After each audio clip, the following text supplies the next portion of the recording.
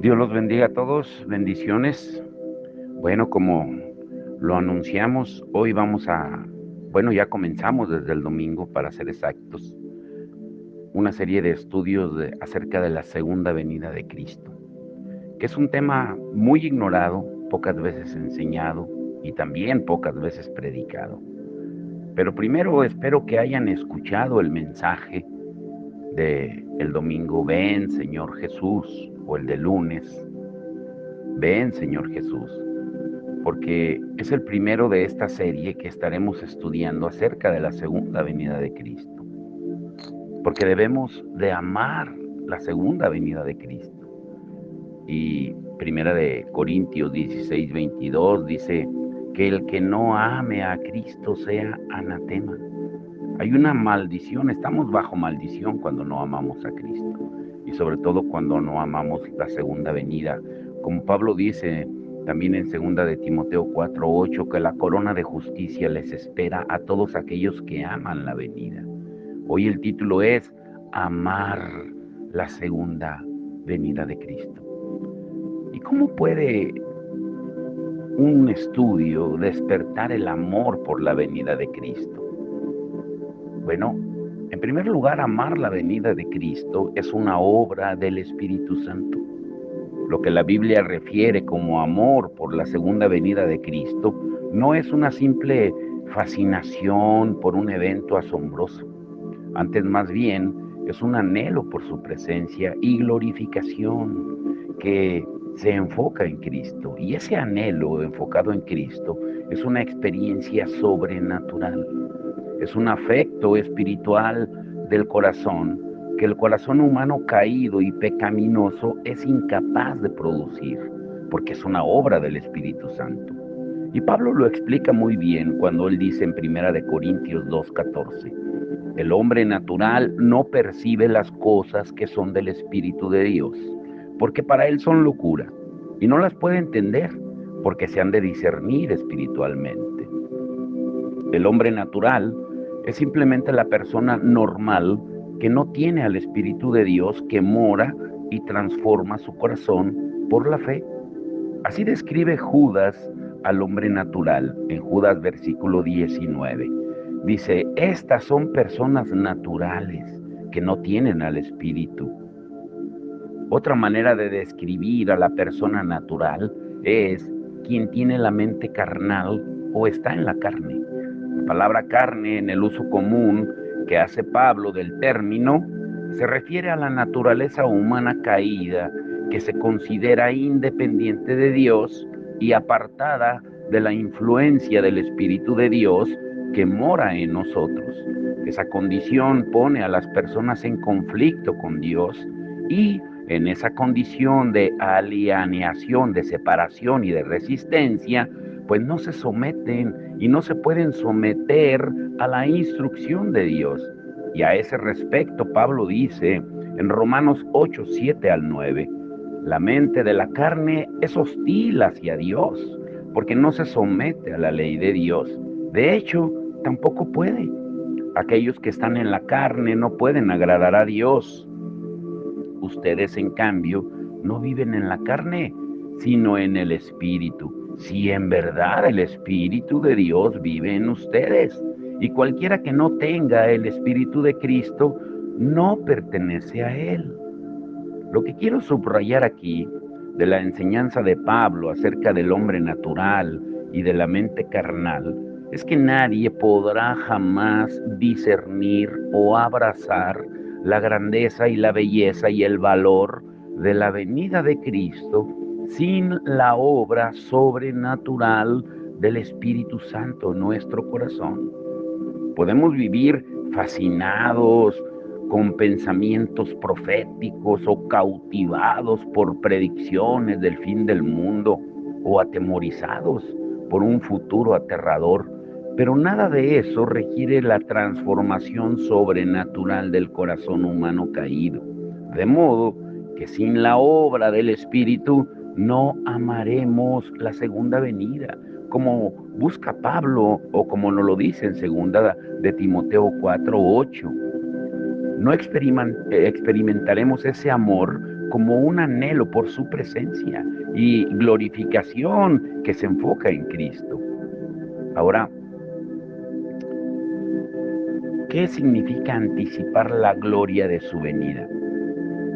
Bueno, anticipar la gloria de su venida produce deleite y lo hace a través de la verdad bíblica acerca de la manifestación de Cristo y a través de maestros humanos que señalan esa verdad, y lo hace, por ejemplo, a través pues de libros, pero tristemente, como decíamos en los estudios de antier, la gente no lee. La gente no quiere invertir en literatura cristiana. Prefieren invertir en celulares modernos, gastar miles de pesos o cientos de dólares en teléfonos muy sofisticados que invertir en un libro. Y grábate esto: el único amor por la venida de Cristo que glorifica a Cristo es el amor que nace de un verdadero conocimiento de su venida. Por lo tanto, el amor auténtico por la venida de Cristo se despierta y se intensifica con el adelanto espiritual de la grandeza, la gloria y el valor de Cristo en su venida. Y hay un anticipo que produce deleite. Hay una luz espiritual que hace entrañable el anhelo. Pablo dijo en Efesios 1:18, alumbrando los ojos de vuestro entendimiento, para que sepáis cuál es la esperanza que Él os ha llamado. Este saber no es la clase de saber que tiene el diablo. El diablo sabe acerca de la segunda venida y del día del juicio. Y sabemos esto porque cuando Jesús se interpuso en la esfera del diablo, los demonios protestaron y le dijeron a Jesús en Mateo 8:29, has venido acá para atormentarnos antes de tiempo. O sea, esto indica que ellos saben que hay un tiempo donde vendrá tormento, es decir, antes del día señalado para el juicio final. Ellos sabían muy bien lo que la segunda venida de Cristo significaría para ellos. Y esa clase de saber no es nuestro objetivo en este estudio. No necesitamos que Dios alumbre los ojos de nuestro entendimiento para saber lo que los demonios saben. Ese es un conocimiento natural que no requiere la obra del Espíritu Santo. Pablo no oró en Efesios 1:18 pidiendo que Dios alumbre los ojos de nuestro entendimiento para que tengamos el mismo conocimiento que tienen los demonios. No, el apóstol oró por un tipo de entendimiento que solo el Espíritu Santo puede dar. Oró por entendimiento de la realidad de nuestra esperanza, que en la práctica produce regocijo en nuestra esperanza. Oró pidiendo la experiencia sobrenatural de desear y amar nuestra esperanza. Oró para que amemos la venida de Cristo. Y ese amor es el resultado de un entendimiento que viene por iluminación espiritual. Si nuestro amor por la segunda venida apareciera mediante métodos que catalizan un conocimiento de la verdad, tal amor no glorificaría a Cristo. Los afectos que glorifican a Cristo se despiertan por una visión verdadera de Cristo, un conocimiento verdadero de Cristo. Y así sucede con la venida de Cristo. El único amor por la venida de Cristo que glorifica a Cristo es el amor que nace de un verdadero conocimiento de su venida. Entonces, el acto natural de brindar conocimiento va a la par con la experiencia sobrenatural de ver la grandeza, la gloria y el valor de Cristo a través de ese conocimiento.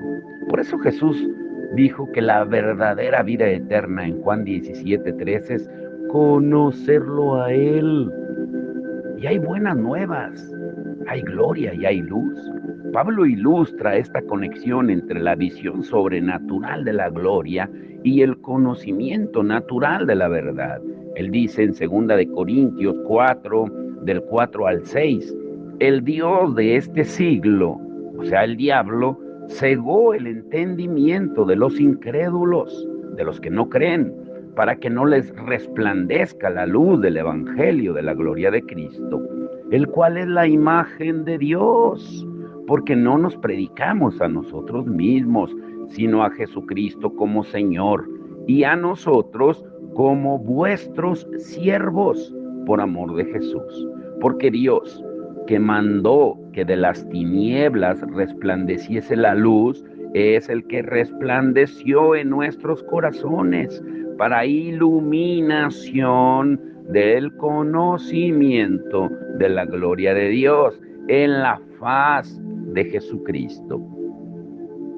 El versículo 4 describe aquello a lo cual son ciegas las personas. El versículo 6 describe la victoria sobre esa ceguera mediante la intervención sobrenatural de Dios. El versículo 4 tiene 3 elementos.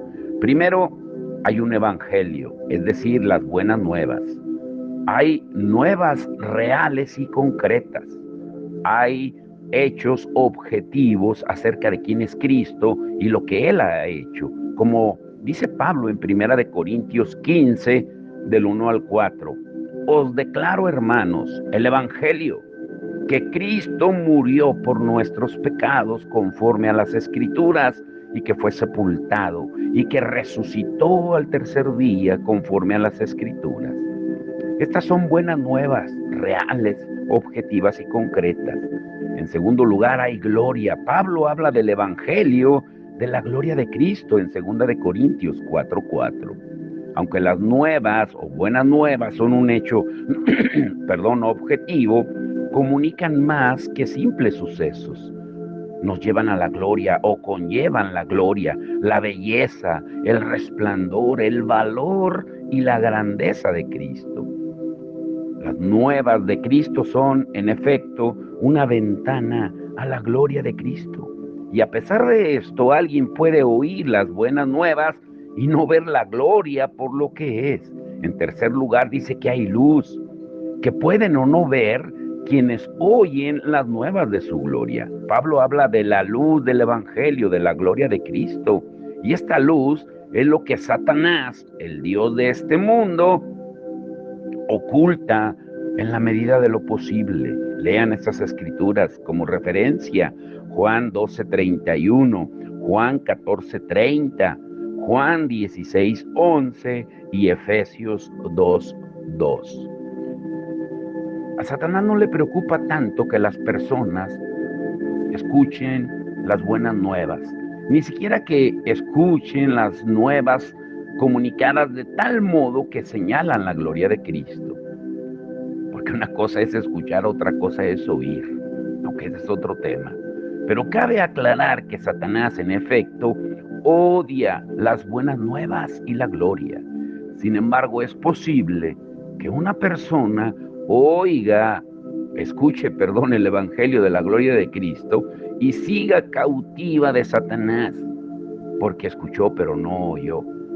Por eso en las amonestaciones, nunca lo olviden, cuando Jesús amonesta a las 7 iglesias en Apocalipsis, dice, oigan, no dice escuchen, dice, oigan lo que el Espíritu dice a la iglesia.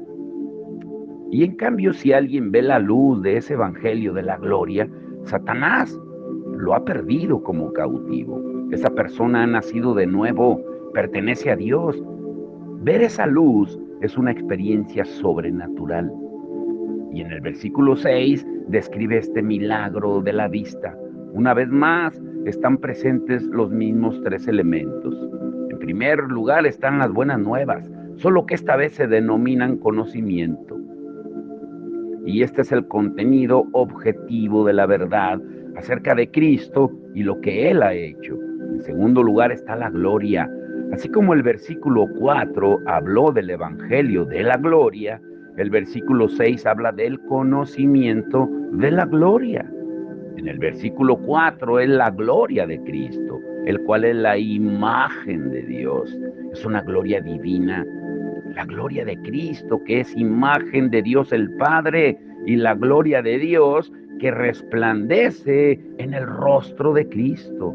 Es una gloria divina. Y en tercer lugar hay luz. Y solo aquí, en el versículo 6, Dios le permite al corazón verla. La ceguera que es causada por Satanás es vencida. Dios, que mandó que de las tinieblas resplandeciese la luz, es el que resplandeció en nuestros corazones para iluminación del conocimiento de la gloria de Dios en la faz de Jesucristo.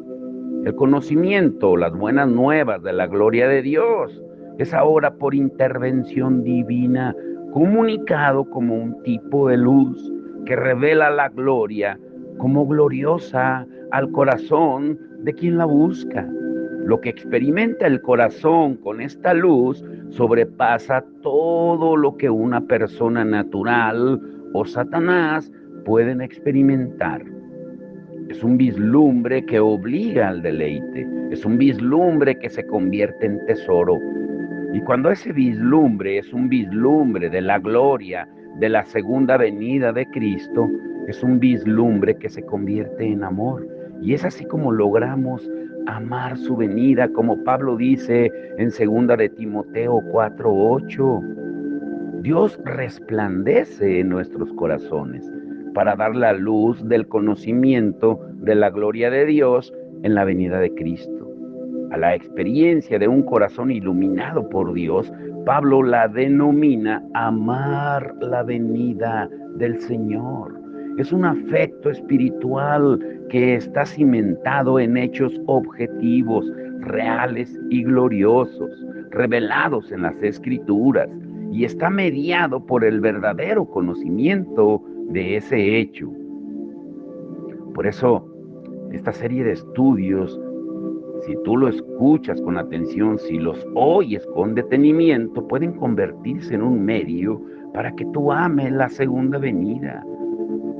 Porque el acto natural de proveer conocimiento, como solamente escribir no, va acompañado de la experiencia sobrenatural, de ver la grandeza, la gloria y el valor de Cristo en su venida. Ahora, escucha esto. Punto número 1. Los ejemplos de Pedro y de Juan el Bautista. Lo que hemos visto hasta aquí, a partir de 2 de Corintios 4 al 6, es también visible de un modo admirablemente distinto en la enseñanza de Jesús. En ella observamos también que cuando nuestro objetivo es una experiencia sobrenatural de realidad objetiva, hay siempre dos pasos para alcanzarlo. Uno es natural y el otro sobrenatural. El natural es la presentación de la realidad a nuestra mente, seguido de la iluminación sobrenatural de Dios que nos lleva a ver la gloria divina en esa realidad. Veamos una ilustración de estos dos pasos en el ministerio de Jesús. En un momento dado, para Juan el Bautista, el ministerio de Jesús no lo satisfacía o no satisfacía sus expectativas de lo que sería la venida del Mesías. Juan estaba encarcelado, lo cual era de por sí pues alarmante a la luz de la inminente manifestación del reino de Jesús. Por consiguiente, desde la prisión, Juan envió un mensaje a Jesús diciéndole en Mateo 11:3, ¿eres tú aquel que había de venir o esperaremos a otro? Lo que estaba en juego aquí era la fe de Juan el Bautista en Jesús como el Mesías. En ese momento Jesús pudo haber orado por Juan para que Dios iluminara sobrenaturalmente su corazón para ver la gloria de Jesús en los hechos que Juan ya conocía como auténticos de su persona o como dando veracidad de quién era él.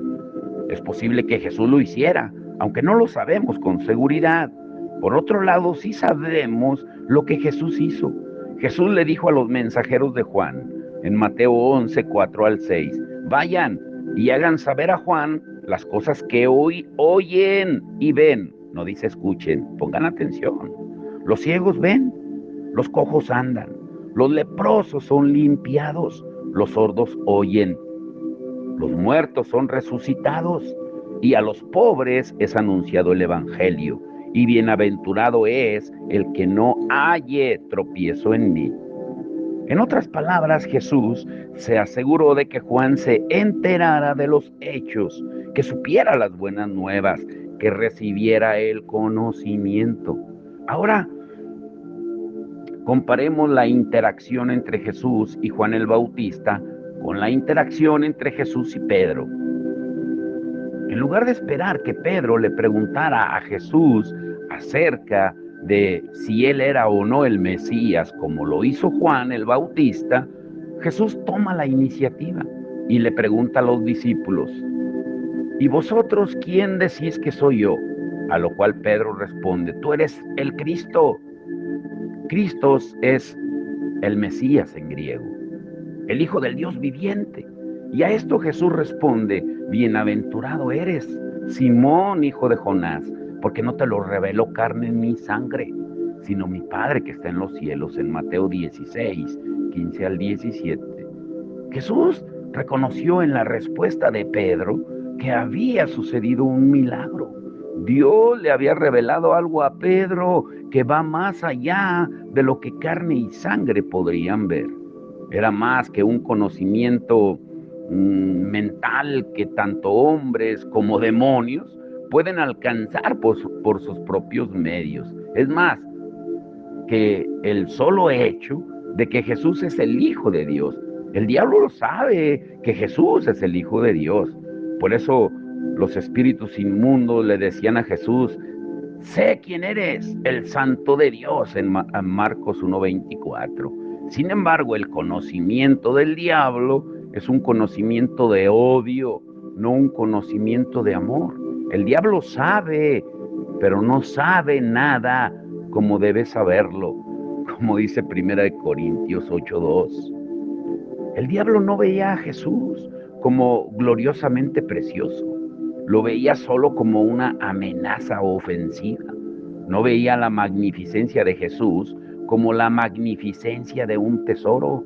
En cambio, el reconocimiento de Pedro acerca de Jesús iba más allá de lo que pueden ver los hombres naturales y los demonios. Su visión era bienaventurada. La del diablo no lo era. Jesús le dijo a Pedro, bienaventurado eres Simón. Él fue bienaventurado, doblemente bendecido, porque su visión fue una visión transformadora de Cristo, la cual recibió de Dios mismo. Había experimentado el milagro, como leímos en 2 Corintios 4:6, mediante el cual Dios resplandeció en su corazón para iluminación del conocimiento de la gloria de Dios en la faz de Jesucristo. Ahora, medita en lo que estos dos encuentros con Juan el Bautista y con Pedro nos enseñan acerca del conocimiento natural y del amor sobrenatural. Nos muestran que cuando nuestro objetivo es una experiencia sobrenatural de realidad objetiva, siempre hay dos pasos para llegar ahí, uno natural y otro sobrenatural. Y tanto Juan el Bautista como Pedro necesitaban tener conocimiento de los hechos acerca de Jesús. Necesitaban una presentación natural de la realidad para sus mentes. Pedro tenía ese conocimiento porque vivía con Jesús como su discípulo cercano, pero en el caso de Juan el Bautista, Jesús se lo recordó y les dijo, vayan y háganle saber a Juan las cosas que oyen y ven. O sea, los dos necesitaban la intervención sobrenatural de Dios para iluminar el conocimiento natural con la clase de luz que les permite llegar a considerar a un hacedor de milagros, un tesoro de valor infinito, como dice Mateo 13:44.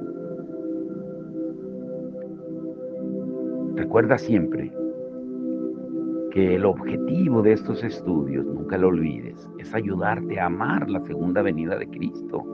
¿Y cómo puede suceder esto? ¿Cómo puede el acto natural de escuchar, de indagar, de escudriñar estos devocionales, estos estudios, producir la experiencia sobrenatural de amor por Cristo y su venida? Pues ya hemos visto la respuesta. Puede suceder si yo comunico de manera precisa las buenas nuevas y el conocimiento acerca de la gloria de Cristo en su venida. Y si Dios ilumina tu corazón con la luz divina de esa gloria, como leímos en 2 Corintios 4:6, pues esto puede suceder si te hablo acertadamente acerca de la gloria o de las glorias de la segunda venida que están realmente en la Biblia. Y si Dios revela a tu corazón lo valiosas y satisfactorias que son, lo cual no pueden lograr ni carne ni sangre, como Jesús dice en Mateo 11, del 1 al 6, y Mateo 16, 17.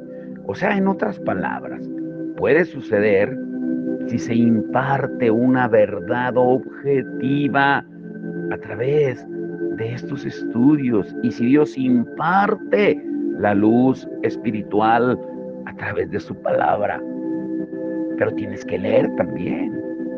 Ahora, punto número 2. Hay fundamentos de verdad acerca de la segunda venida. Y puedes ver esto que acabo de decir, o mejor dicho, el cual quiero explicar. O sea, debemos entender que la verdad de la enseñanza bíblica acerca de la segunda venida es muy clara. Y no la estoy dando por descontada sin razón.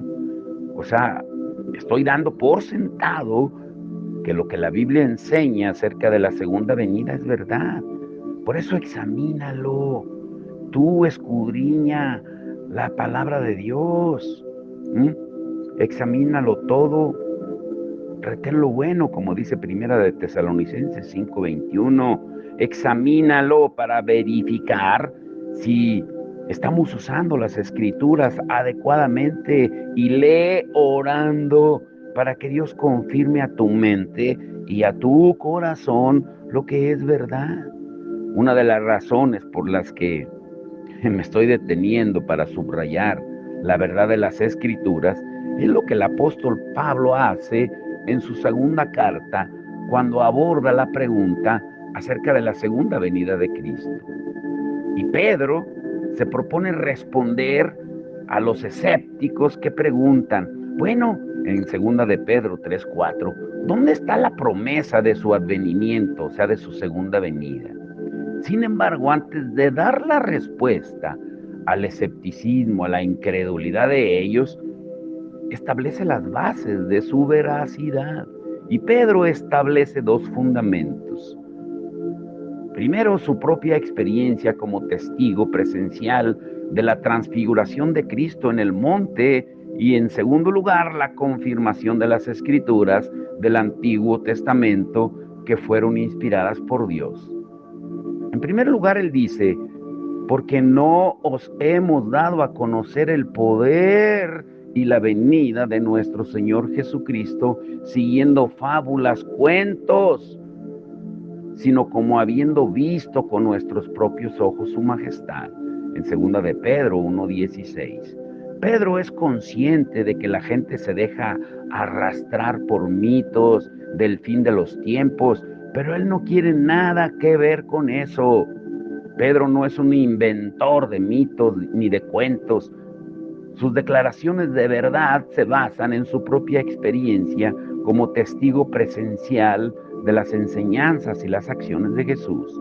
Y cuando Pedro dice que vio la majestad de Cristo, se refiere al hecho de que estuvo presente con Cristo en el monte de la transfiguración, como dice Mateo 17, del 1 al 8. Y también cuando fue enviada desde la magnífica gloria una voz que decía: este es mi Hijo amado en el cual tengo complacencia, en Mateo 17:5. Y él dice: nosotros oímos esa voz enviada del cielo cuando estábamos con él en su monte santo, en segunda de Pedro 1:17 al 18. O sea, Pedro quiere distanciarse al máximo de los mitos especulativos. Él solo quiere enseñar la verdad, la cual tiene razones de peso. Él quiere un fundamento racional que sustente todo lo que dice.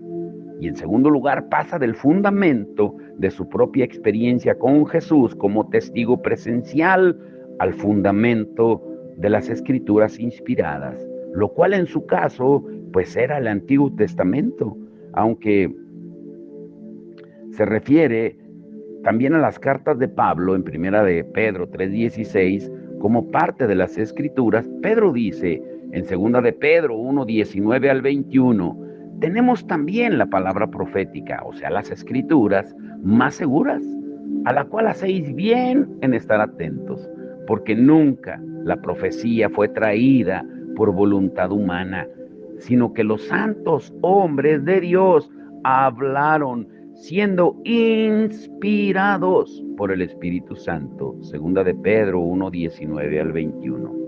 Ahora te quiero dejar con esto.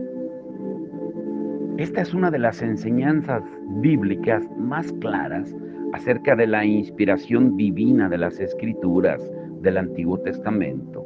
Pedro creía con razón, al igual que Jesús, como él dijo en Mateo 5:17 al 18 y en Juan 10:35, que los autores del Antiguo Testamento no actuaron de manera independiente, sino que fueron guiados por el Espíritu Santo. Lo que escribieron no fue solo la palabra de ellos, era la palabra de Dios. Y por tanto Pedro estuvo dispuesto a establecer un fundamento doble para su enseñanza acerca de la segunda venida, los relatos de testimonios presenciales del ministerio de Jesús y las escrituras inspiradas por Dios. Por eso tenemos que tener la misma confianza en los testimonios acerca de Jesús y en las escrituras inspiradas. Pero hoy te quiero dejar con esto. Nunca lo olvides, debemos de amar la segunda venida. Amar la segunda venida de Cristo. ¿Por qué? Porque trae bendición y gracia, como lo estudiamos. Pero hoy vamos a orar. Y que esta serie de estudios nos abran el entendimiento y que amemos su venida. Porque como lo estudiamos ya, eso nos lleva a un lugar de gracia y de protección. Porque dice que el Señor dará la corona de vida y la corona de justicia a los que aman su venida. Padre, en el nombre de Jesús te damos todo el honor y la gloria. Señor, gracias porque eres tú el que ilumina, como estudiamos hoy, nuestro entendimiento. No el conocimiento intelectual, sino el entendimiento espiritual. Porque la verdadera vida eterna es conocerte a ti, como tú lo dijiste en Juan 17:3. Señor, y en estos tiempos proféticos que estamos viviendo, estos tiempos, Señor, donde la maldad está en aumento, donde estamos viendo cada vez más las señales de tu venida, que nos preparemos, que amemos tu venida y que podamos decirte, Señor, como Juan describe en Apocalipsis, el Espíritu y la iglesia dicen, ven, Señor Jesús. Que anhelemos tu venida, que no tengamos temor de la muerte, que no tengamos temor de lo que venga, porque tu perfecto amor echa fuera todo temor, Señor. Hoy nuestra confianza que se cimente en ese amor tuyo. Hoy, Señor, que amemos más tu venida, que te amemos más a ti, porque mientras más te amamos, más protegidos estamos, porque salimos de ese lugar de maldición, porque como lo dice tu palabra en 1 Corintios 16:22, el que no te ama está bajo maldición. Por eso queremos amarte, para salir de la maldición y entrar a la bendición diariamente. Que tú seas nuestro principal objetivo, Señor, en este día. Como tú lo dijiste, el primero y más grande mandamiento es amarte a ti por sobre todas las cosas. Tú eres quien debe ocupar ese primer lugar, Señor. Y hoy me uno junto con mis hermanos, mis hermanas, los que escuchen esta serie de estudios de tu palabra, en decirte que amamos tu venida, Señor. Que hoy anhelamos más que nunca tu venida. Te damos toda la gloria y la honra en el nombre de Jesús. Amén